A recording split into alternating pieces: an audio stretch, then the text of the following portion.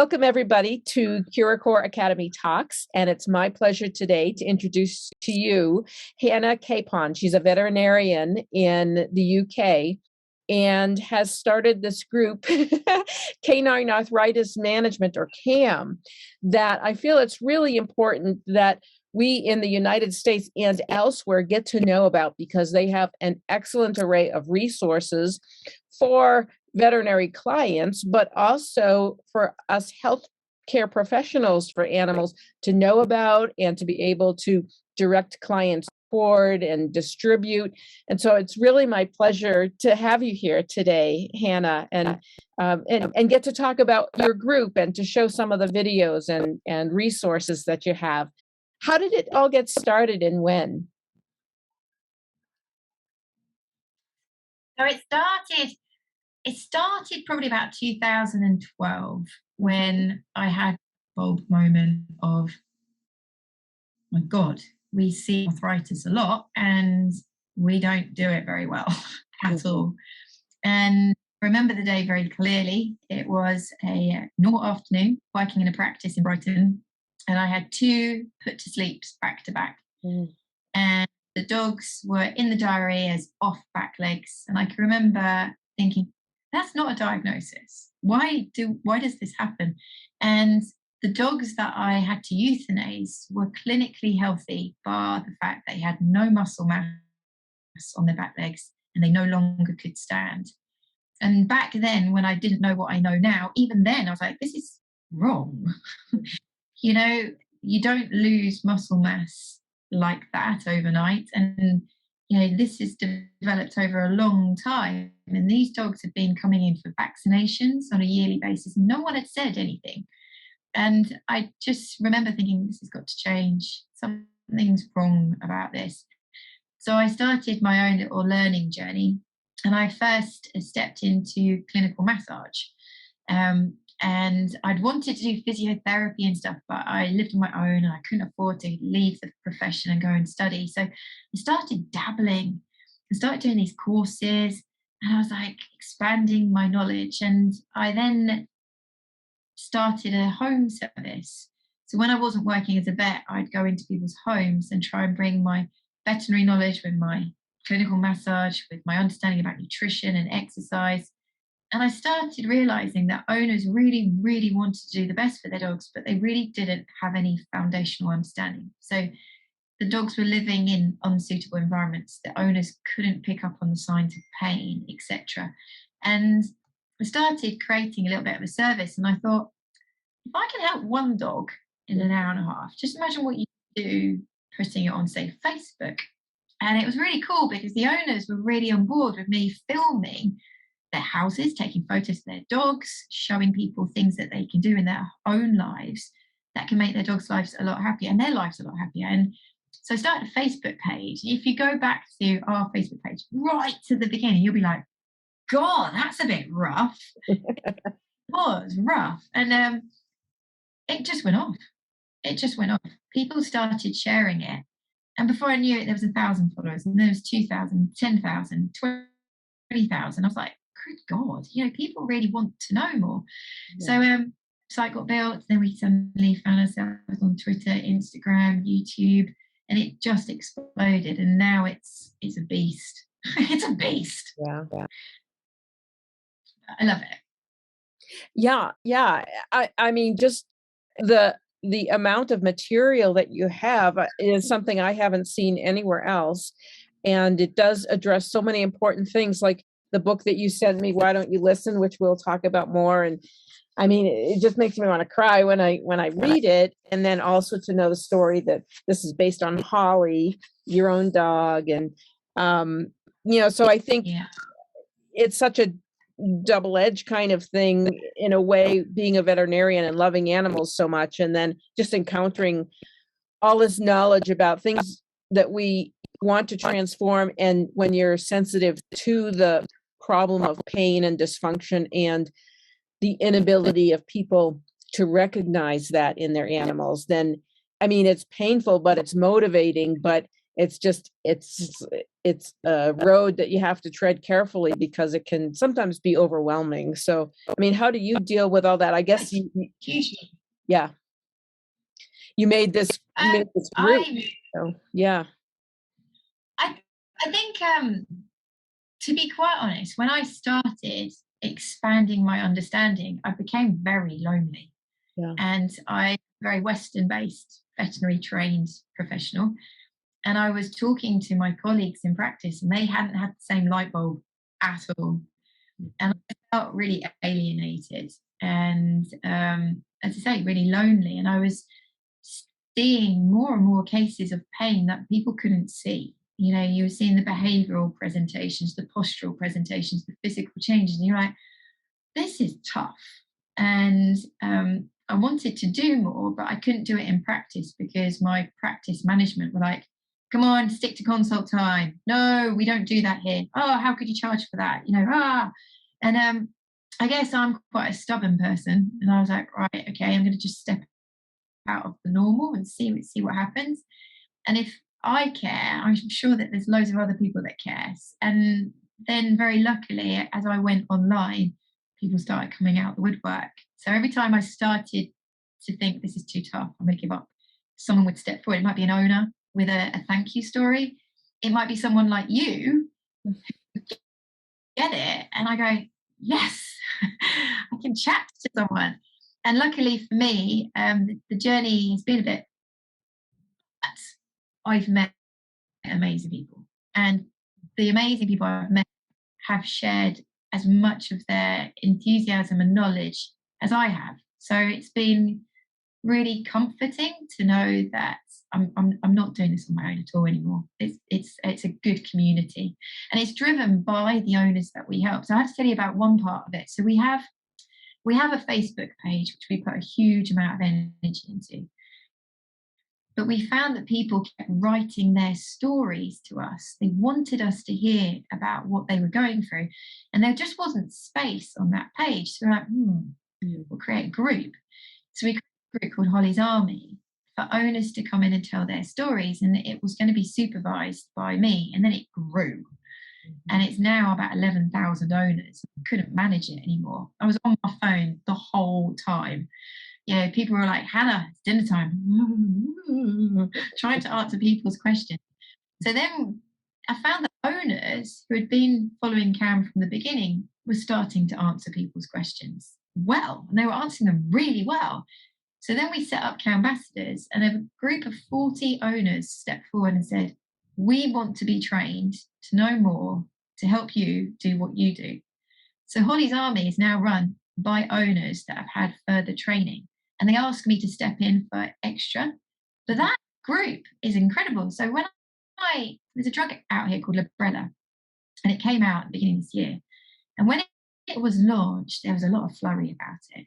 And any new drug coming to market, there's still a lot of unknown because it's effectively to a field trial status. And I had to do a talk, and somebody said, so what do you think about Librela? And I was like, well, actually, I'm going to ask Holly's Army. And I put a Google survey out, and within 48 hours, I had 300 replies. Just like that.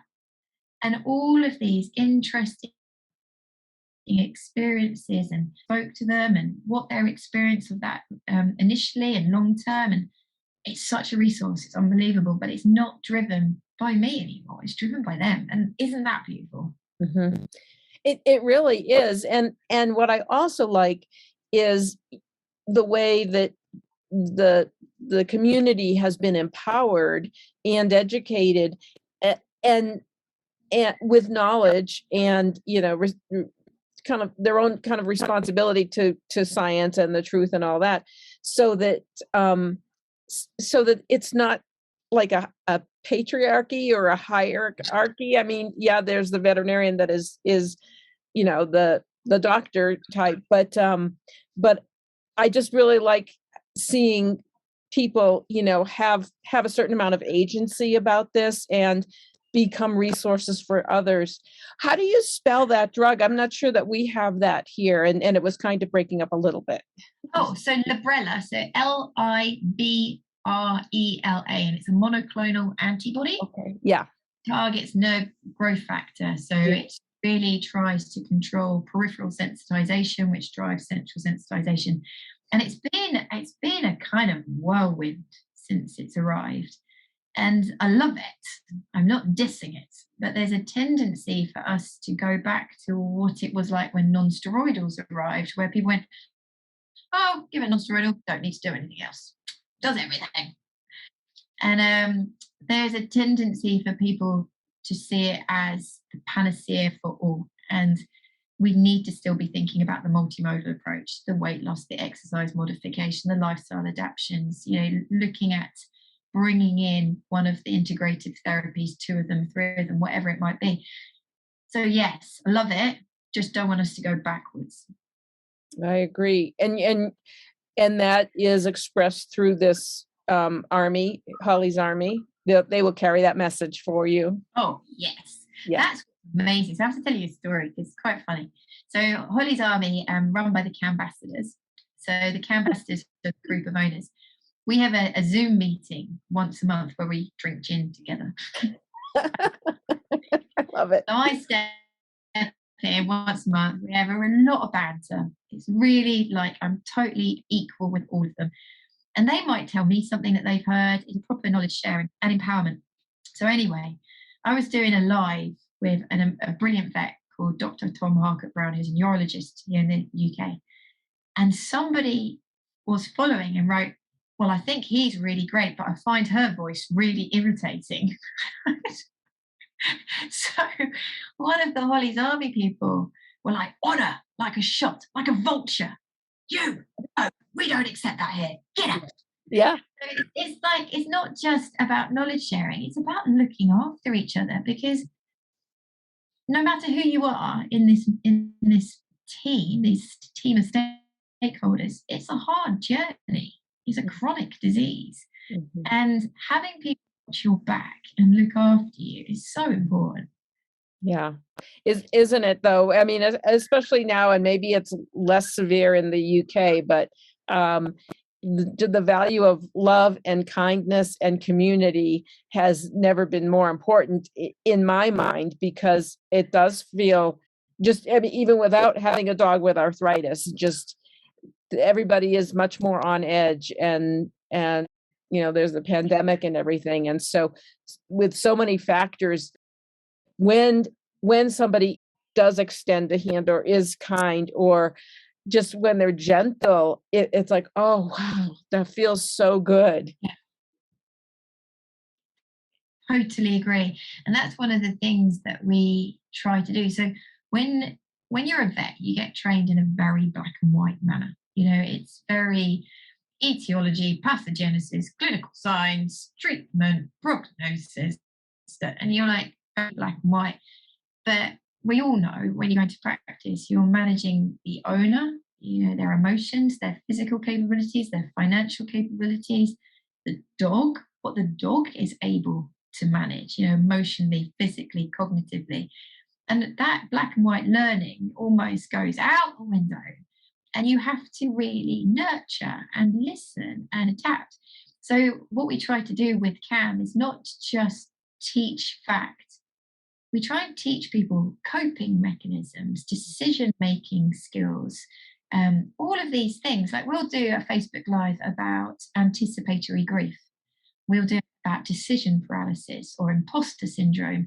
We did one recently with the lovely Andrew Hales about how to work well with your vet. And what he taught could be used by the client and the professional. Both would learn so much from that live about how to work better to get the most out of that consultation, because some dogs are diagnosed at 6 months old. They've got 12 years ahead of managing this disease. So the skills that CAM is hoping to impart on people are life-changing. So yeah, it's not just about fact and evidence base. It's also got a huge kind of nurturing to it. Oh, that's so important, because when you're trying to nurture an animal, I mean, sometimes your vessel or whatever, it becomes empty. And so it's nice to be replenished so that can then be distributed to your animals. And when you're talking about arthritis, I know Yeah, we've, definitely. yeah. And then animals with arthritis a lot of times will have neurologic issues too. And and your book, talks about pain, and that can be from so many different sources Mm. in the body. But it's just great that they to learn the signs. I mean, if they can't do something, if they can't play anymore, or they're being defensive, that just for somebody to have been told that's because your animal's in pain. And it Yeah. applies as so much of this applies to cats too. I mean, I see a fam as well as a cam. Yes. Yeah. Oh, yes. So I'm still waiting for my fairy godfather or godmother to appear, who's going to say, "Hey, Hannah, love what you've done with the dogs. How about I give you a big beefy check? You do cats." And I'll be like, "I'll take that check. No worries." Yep. Actually, we've got the URL. We've got felinearthritis.co.uk as the sister site. And once I finish building the new CAM site, so we're going to relaunch the website, hopefully beginning of the new year. And once that is up and running, because I've got some exciting stuff happening, then I do want to go and do cats, because that's a big problem. Cats sleep 44% of the day. What do they do when they're in pain? They sleep 66% of the day. Can you pick that up? No, you can't. If you don't know, you don't know. And so there's so much to do with the cats. So any fairy godfathers or mothers, step forward. Don't be shy. Well, and that's why I want to support you and get the word out. Like, I mean, how much do you think is known about CAM across the pond in the US or Canada? I mean, how extensive has it grown? Is it just that I didn't know about it, maybe? It's still slow to develop over there, but to be fair, it's been hard here in that I don't feel out of place saying there's an apathy to arthritis in the vet profession and also in client-owned, population, because people just don't get it. I've been writing a script for a new social media video, and I'm quite rude. I'm like, arthritis is a common consult, so I should imagine you think it's easy. It's simple. You can do it in 10 minutes. It is not. So there is this apathy, and it's taken, what are we, 2022 nearly, and I launched the website in 2016. And I can remember going to conferences with my iPad, walking around going, "Hello, would you like to talk to me? I'm trying to do this." And it was door closed, door closed, door closed. No one was interested at all. And I went to the same conference this year, and people were like, "Hey, you're doing so well. What an amazing resource you've created. Oh, good on you. High five." And I was like, it's taken 5 years. So I'm not surprised it hasn't taken off over there yet. But knowing the Americans and the Canadians, they're pretty zesty. They're pretty. Yes. I'm hoping that we'll just have like a springboard. We've done practice training in Australia. So we online train practices. That's gone off a hoop. Like, seriously, this practice is on fire now of all the things that they want to do for chronic pain management. And they were like, all they needed was the switch twisted. We've trained a practice in Abu Dhabi. They now have got a whole behavioural section to their practice, because pain and behaviour is such a strong link. And we're just like, well, give us the opportunity to get out there, be it Canada, be it America, game changing. So guys, listen in, get in touch with me. I want this opportunity. We've been in Moscow, China. Oh, great. We just went a course for the Chinese Vet Society, 16 modules about arthritis. They were like, 16. I was like, I haven't even started yet. I could have done it. And we've done, I even went to Moscow. That's where the book comes from. So I went out to Moscow, and to go to Moscow, you need a visa. Yeah. So you have to do all of this special preparation. And whilst I was at this conference giving lectures, somebody said, "I'm doing a course on musculoskeletal ultrasound. I'd just love you to come and join me." And I was like, yes. So I changed my flight. I forgot about my visa. So I got to the airport at late and they wouldn't let me leave Russia.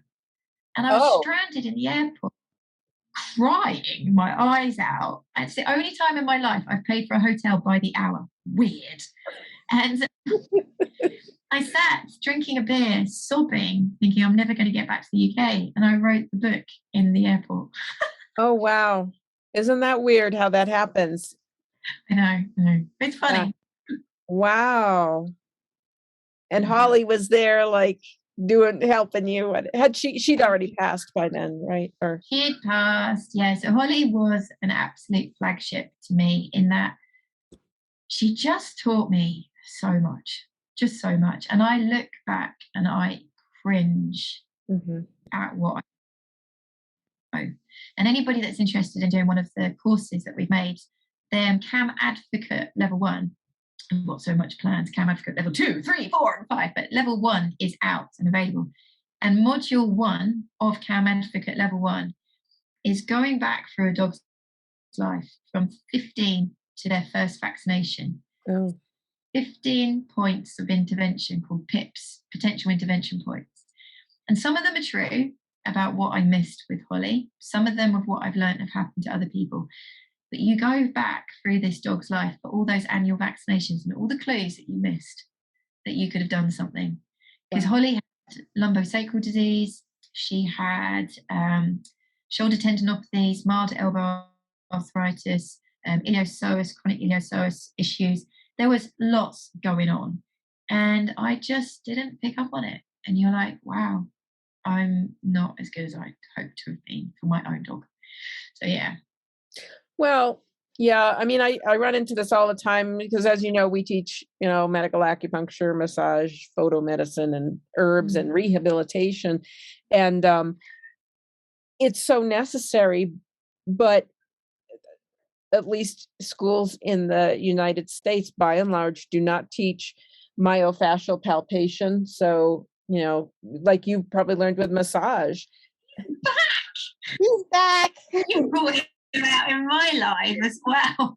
He's always by my side. But but yeah, I mean, how to find pain without causing pain, without forcing their neck around. I mean, just the things that we teach in terms of a gentle but astute hands-on exam, and it's more of a partnership, and we don't want to make them fearful because then they get tense, and that's not good anyways for the relationship. But just to invite them to relax, and so that we can learn more about what's going on with them. And it's for most people, whether they're a fresh veterinary student, even still in school, or have been out for years and are looking for a change, this is all new. Like how to use your hands without pokey fingers, without a lot of tension. And so I just see it as something that needs to be incorporated into the curriculum. And then, of course, they say, well, it's already packed. Well, maybe there's things either that that aren't as important for them to learn. But I mean, we're working with a system that has been created maybe even a century ago, but certainly certainly many decades ago. And I also see a paradigm shift now that integrative medicine, especially how we teach scientific types of integrative medicine and rehab, that's been so burgeoning. And by and large, there's mostly women in the classes now versus what had been taught. And so there's a sea change, I think, in veterinary medicine.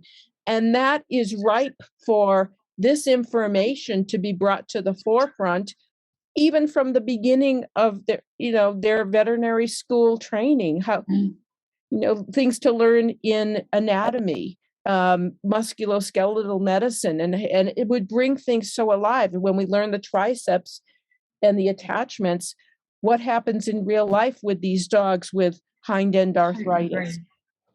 So we did so when I studied, we did anatomy in year 1 and it was dry. Yeah, I could do an analogy of how dry it is, but it's probably too rude. You kind of sit there going, why aren't we doing functional anatomy? Because that's actually going to be useful. But I think it is changing. And you kind of hit the nail on the head. CAM's trying to make it easier for vets, because I know when I had my light bulbs and then I wanted to have an open mind, more rehabilitative, more global, holistic approach to my cases, but I kept hitting obstacles, be it with the client, be it with my colleagues, be it with my management. And I just was like, well, how can I open those doors for other people like me to have an easier run at it? So what we've tried to do is go around the back door, in that if we can teach the public, Yeah. public will go in and ask for it. Management will go, oh, opportunities here. Vets will go, people will like this. We'll incorporate it. So it's been a very kind of like manipulative way to try and improve and speed up the change. No, I like that. We've thought about that too, is educate. Well, yeah, and we've had little courses so that people can ask their veterinarian, like, okay, well, what are my other options other than surgery or just medication or euthanasia? But I also love that you are running these courses and in so many countries. And I don't know, do you translate them into those languages? The Chinese one was hysterical. God, that's hard work. So you write these presentations, you lay out your slides, you're like, oh, it looks beautiful.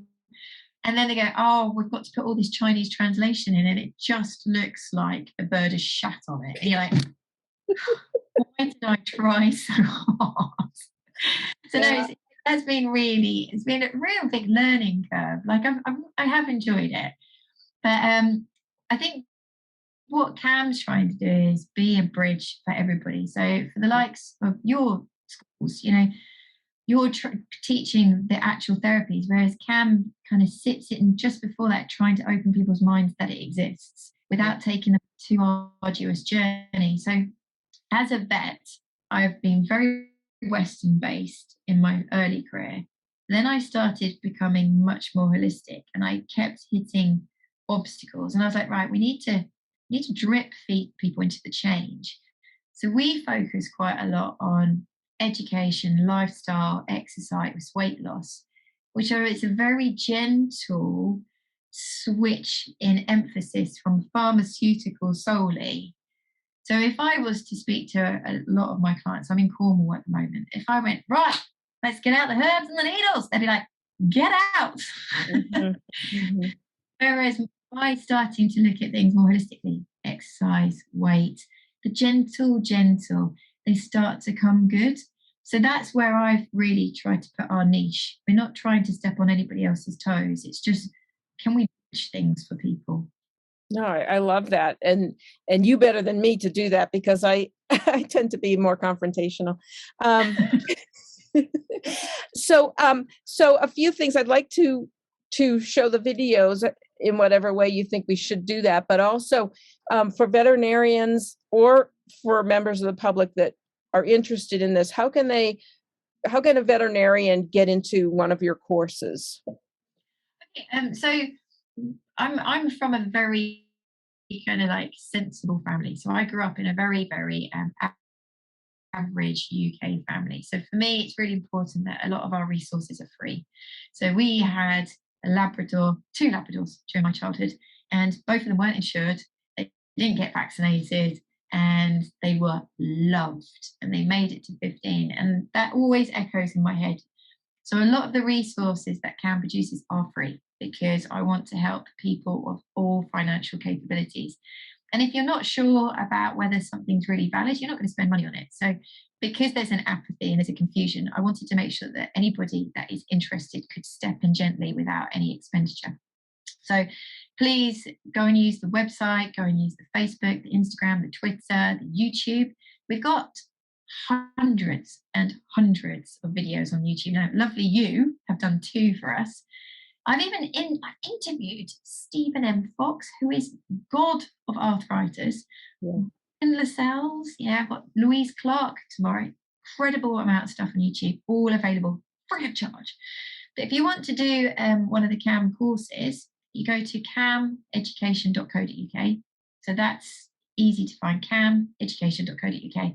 And there's some courses there. But what I'm really focusing my attention on now, and I'm really excited about, is getting into vet practices, because the practices that I've trained where they've let me talk to the reception team, talk to the nurse team, talk to the vet team, bring the team together, they see amazing change. Whereas when you try and educate one person, they're just going to be pushing a boulder uphill. They're going to go back and they're going to feel exactly how I felt of no one wants to listen.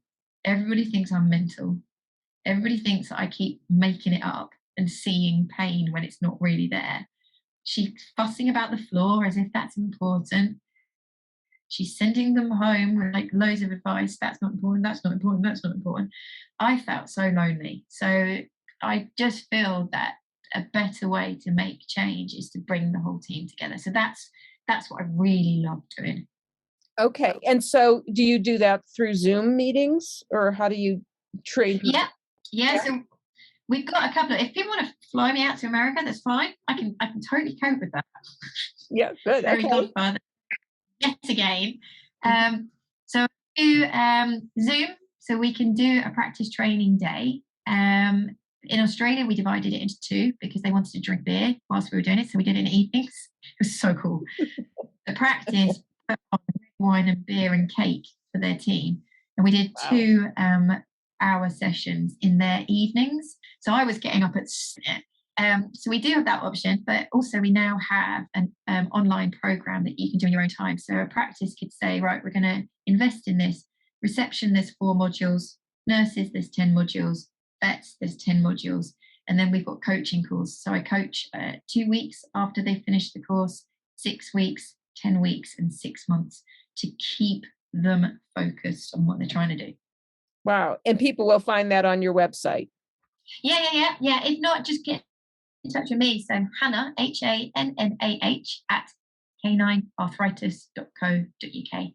But yeah, bring the CAM approach to your practice, please do, because it's very powerful. I'm working in a new practice downstairs. I'm above a vet practice at the moment.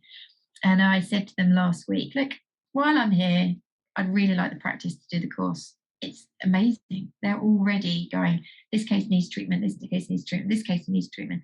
I've only been here 2 weeks and I've suddenly got 10 chronic pain cases that they're like, Hannah can do. Let's tell everybody about this. Let's put it on social media. Let's expand our service. So it's been huge income into the practice, making them look great in the local community. The team are all working together. It's brilliant. Yeah, I really love that. And it is astounding when people, the experience of seeing the manifestations of pain in your practice. I mean, just even in the waiting room, once you understand what the postures are and the behaviors and all that, that it's so rampant that there is that initial reaction of it's everywhere. And when I teach veterinarians myofascial palpation, we just did a kind of Zoom thing for a couple of veterinarians in one of my courses the other day. And they said, I don't know why when I, feel their neck, or there are certain areas that are tight in most of my patients. Is that normal? And I said, from a statistical deviation perspective, that is normal because so many animals have these areas of restriction. It's very repeatable. And so it's like you and I have undergone this awareness of the magnitude of the problem. Yeah. And then your kind of beautiful way to bring them in gently. And it's like, yes, there is this problem. Let's all work on this together. Yeah. And we're a big community now of awareness. Yeah, definitely. And I learned so much from the people that started following me. It's a proper, swings and roundabouts now. Like, Yeah. Get this, I love this. An owner wrote on one of the Facebook Lives recently, we should make all tennis balls square. And I was like, oh, wow. That's just so clever, because they're not going to go as far. So they're going to cause less kind of like erratic movement patterns, less torsional forces. They're going to be more of a clonk. Brilliant. That's actually, the dog still gets to have the ball, the owner still gets to carry and use something, but we're not going to have the same. And I was like, you're so smart. And then another person said, because I hate ball chuckers, I don't like them at all. Yeah. And they're used really inappropriately.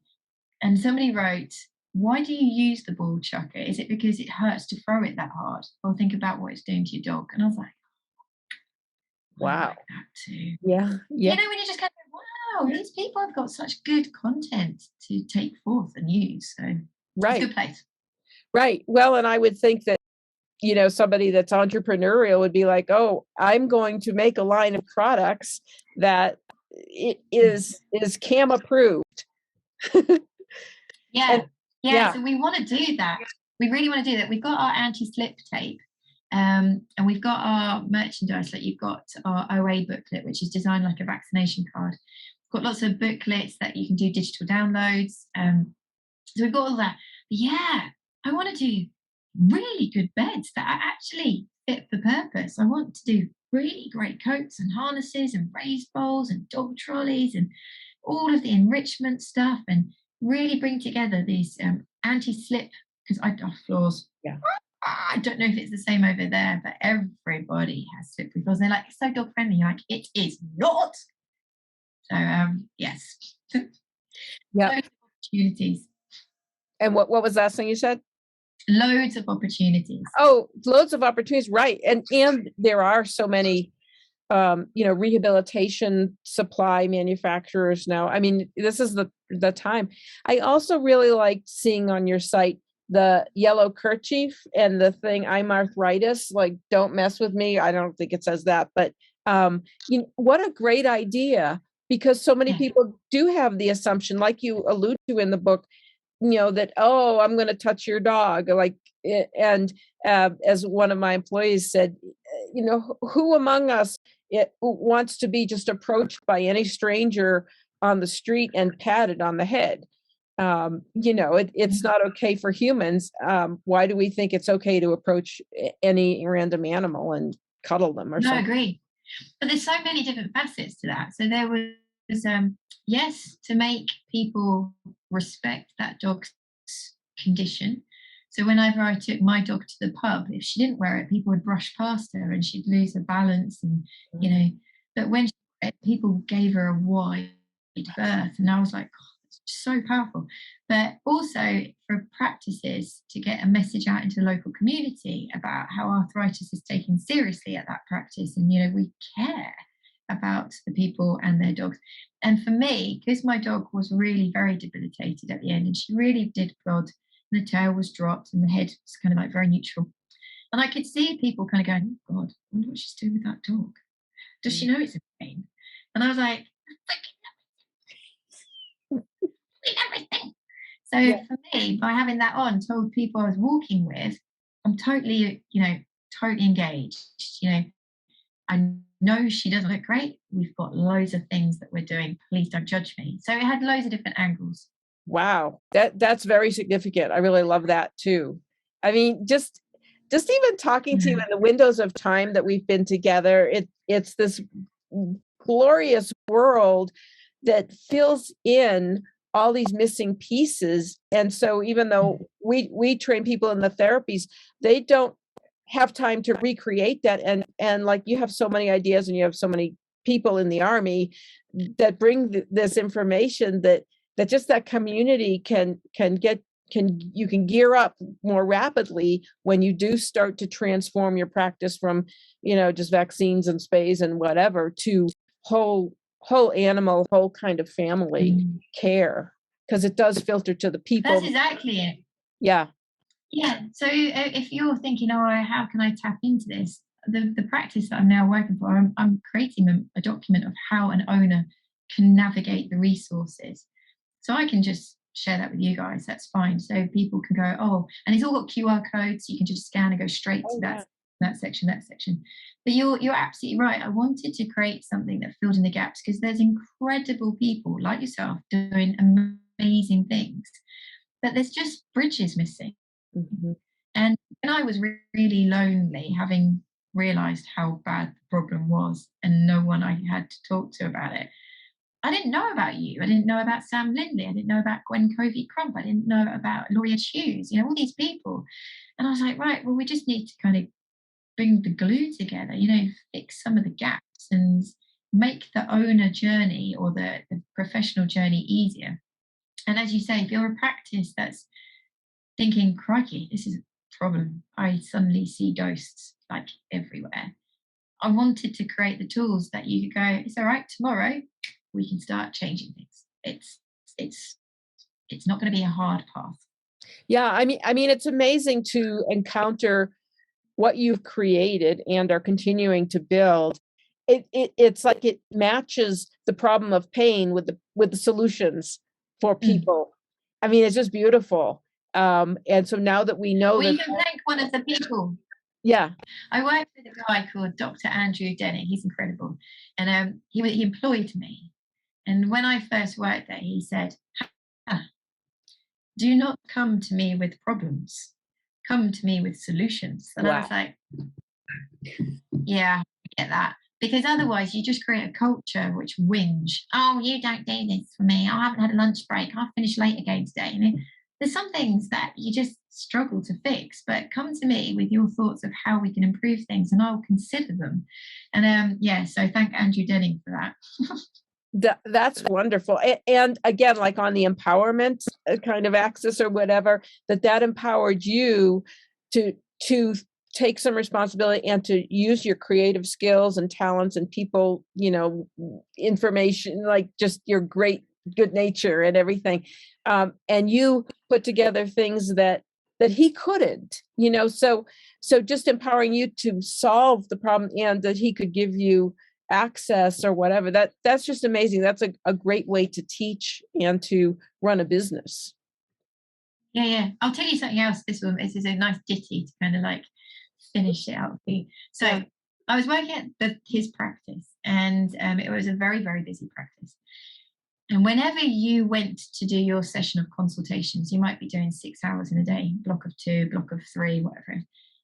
The scissors were never in the right place. The staple remover, the lube for your gloves to do your anal glands. Things were always missing. So one day, lost the plot. I just had enough. And I calculated through that day, I'd probably spent an hour and a half looking for things. 5 minutes here, 10 minutes there. Because after an 11-hour day, I wrote an email to the whole practice. I was totally angry. And I wrote, so today I believe that I've been looking for things 1.5 hours. Now there is 10 of you working today, and I assume you're having the same problems as me. That means that 15 hours today have been wasted, which means that 2 of us didn't need to be here if things were in the right place. And I sent this out, and everybody was like, what's she done? So he kind of encouraged me to start doing some changes in practice. And one weekend I went in and I was like a banshee. I just tore the place apart, labeled everything. I was drawing around scissors on walls, they stay there. And about 3 weeks later, he was like, so how's it going? I was like, I'm just not happy. People are not taking this seriously. And he said to me, 1% to 2% change is success, Hannah. You really, really need to stop beating yourself up. So for anybody that's going to take this concept, this wish, this enthusiasm into your practice, have realistic expectations, guys. 1% to 2% change is success. Don't beat yourself up. Yeah, well, that's good. I mean, but it sounds like you are making even bigger changes as soon as you get into practice, that there's like a general understanding and awakening. I hope so. I just want to leave this world having done a good thing, really. We're not long, are we? And there's so much to be caught up in success and finance, and really, actually, let's make some really big change and change people's lives and make it a nicer place. Right. And I think you've done that, and you have this generative kind of capacity because you've empowered others in your group, and they are taking over some of, or taking on some of that leadership. You can thank my mother for that, actually. I grew up with her going, pride comes before a fall, dear child. And I was like, yeah. So I definitely feel that even though we have our professional stature, do not think you know everything, because you do not. And the more you know, the less you know. And being able to listen and take heed of other people's opinions and thoughts and observations is just so important. Yeah, it's beautiful. Well, and also you're listening to animals and you're teaching others to listen to animals. So that's Yeah, really good. definitely. So should we look at those videos?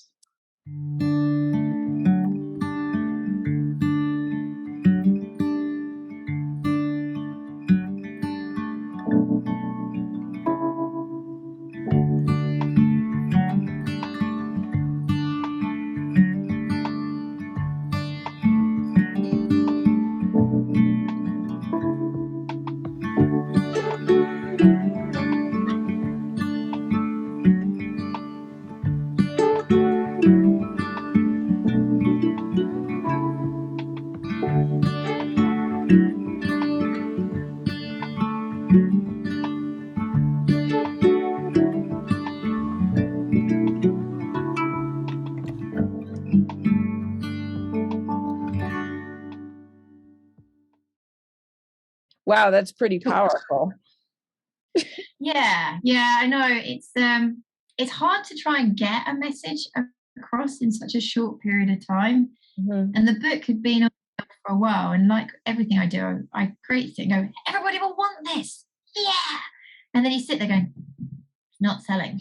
Mm. And so that's our first approach of trying to get people on social media to sit up and start listening. There'll be many more, but yes, Yeah.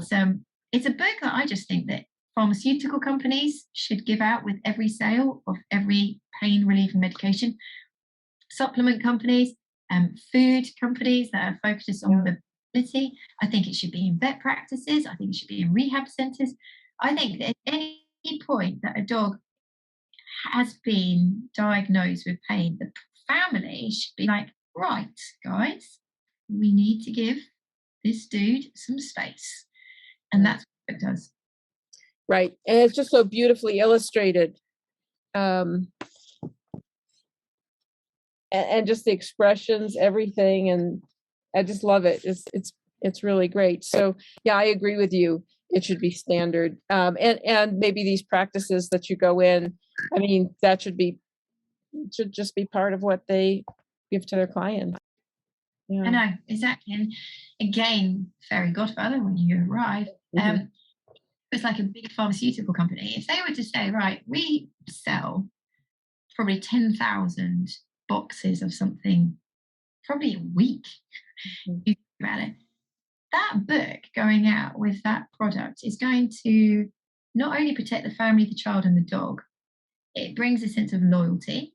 You know, it's a really good asset to staying with that product line. So I just don't think it's really worth thinking about. I think people should just do it personally. Yeah. Right. Right. Well, and I think it would enhance compliance if, that's probably a loaded term, but it would enhance people's motivation to follow through with the medication or the multimodal therapy plan. And Exactly. Because how many times do we have people say, yeah, well, I gave him his pills and he's better now. And you're like, it's not like that. right. And you're like, you haven't detected anything subtle about your dog. You're looking for overt, acute flare behavior only. Yeah. That's still consistently in pain, and you've stopped the medication. So I totally agree with you. I think it will lead to people actually using the tools that we have available appropriately. Yeah, and I think because it's very child friendly, I can see the children in the household saying, "Hey, mom, Holly or whoever is in pain. Can we do something?" I mean, so like a whole family approach, just like the whole practice approach. Agree. Yeah. 100% agree. It's us being manipulative again. Have you Well, noticed? yeah, Getting the child to teach the parent. yeah, which happens. So, yeah, and so as we wrap up, what would be your ideal situation that you would like to see because you're giving so much to the world? So in the next 5 years or so, what would you like to see happen? I'd like to see dogs being diagnosed a lot earlier. I'd like people to be made aware of how dogs and cats express pain from a younger age. I think the breeds that we've got coming out now, a lot of these dogs are consistently in pain from a very young age. Oh, he's always walked like that. Oh, he's always done that. He's just lazy. And you're like, "Ugh." So I would like, if I could have anything and it's achievable, I'd like a pain module to go with every puppy class. I would like people, they're really receptive to wanting the best food, the best harness, the best bed. I'll just do anything because he's just so important to me. I want you to learn about pain. So when you see it, you do something about it. I love that. And I think along with that, you mentioned exercise earlier, that we teach, what is physically most comfortable and supportive and least injurious to your animal. And you mentioned floors and not being slippery, but when they go out and act crazy and nobody realizes the kind of long-term damage they might be doing. Agree. Mhm. Agree. So if you catch them when that owner is really receptive, because we all know they come in for their vaccines, they go, I'll just do anything for him. He's absolutely perfect. I want him to stay perfect. Like, okay, I'm going to give you some home truths. This is how things are going to pan out. So you need to be aware of this. And I think it will have such a profound knock-on effect. People won't over-exercise or inappropriately exercise. People will be aware of the flooring, the jumping out of the car, etc. So I think that has the ability to be a catalyst for a lot of change. Right, right, right. And there's a payback effect to the client who doesn't predispose their animal to injury or pain or long-term suffering, because when you get there, that you're the one that's suffering because it might be an expensive, fix if there was, let's say, a cruciate blown or whatever, or you have to put them down or whatever. We would like also for caregivers of animals to not suffer that loss, that inability to come up with the resources or access veterinary care and all that. So you really, people are helping themselves when they are being proactive. Agree. Yeah. Mm. Yeah. And it's possible. There is no expense to that plan, is there? We Right. create a model and we start disseminating it. People have franchise of puppy groups all around the world. People are doing socialization parties, puppy training. People are imparting advice at that crucial age. All we need to do is make a module, an interactive, fun, and give it away and say, come on, trainers, come on, people that are involved in that life stage, use it. And that would just be a perfect explosion of change. Oh, I agree. And if people in dog parks or whatever started seeing square tennis balls, everybody would want one. And the other thing I'm thinking of is it's probably less easy to swallow or to get lodged in the throat. I mean, I just saw some videos of the emergency, like pushing out of a tennis ball out of your dog's throat, like in emergency veterinary hospitals. And if that thing isn't going to lodge in there, like, we can avoid that horror, and everybody would be better off. Yeah. Oh, I just love that. And then T-shirts, and I mean, just the education, the person to person community education of, I got my square tennis ball onto the campsite or whatever. Yeah. Well, we've got, I don't know if you can see it. Oh, yeah, your dog. There are What does it say? more years. More years. I see. Your dog more years. Yeah, we want people to wear the hoodies. We've got beanies. We've got bum bags. We've got a load of merchandise that we want owners to wear so they can spread the message. Bum bags. We've got new great. Go ahead. Yeah, we got Arthritis Nerd t-shirts. So it's got spectacles and it's got Arthritis Nerd. Because a lot of our owners are becoming experts. Yeah. Yeah, we want people to spread the word for us. So do you ship to the US? Yeah. Yeah. Okay. Good. So Cam Arth, let me see. There it is. caninearthritis.co.uk. Yes. And our shop is camonlineshop.com. Oh, good. Good. All right. Well, it always makes me so happy when I talk to you. I know.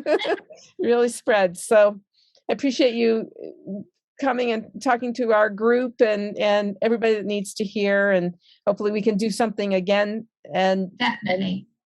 No, and I'm really honored that you actually asked me, because I'm just a bit of a pleb really, but it's just, I'm lucky that I found my passion, and there's a lot of people that are like, oh, where am I going to invest my energy? And thank God I've got something that really gets me up in the morning that I love doing. And so thank you for allowing me to share it. Oh, anytime. You're right. Well, bye, I mean, across the ocean. Thank you. Okay, thank you. Okay.